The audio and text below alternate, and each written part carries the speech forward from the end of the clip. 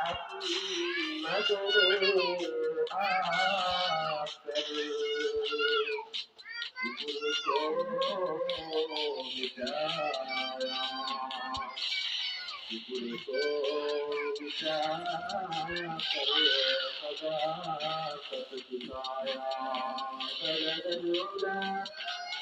بجماله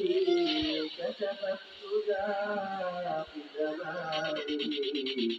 أسلت جميع خصاله صلوا عليه وآله